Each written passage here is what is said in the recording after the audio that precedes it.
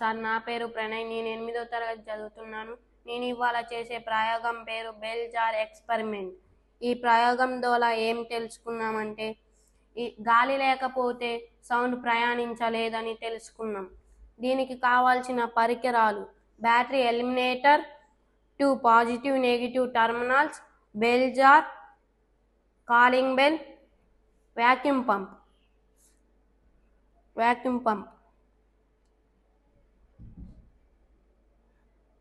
దీన్ని first battery ఎలిమినేటర్ని on చేయాలి. ఆన్ చేసి ఇప్పుడు సౌండ్ వస్తుంది కదా, వ్యాక్యూమ్ పంప్ను ఆన్ చేయాలి.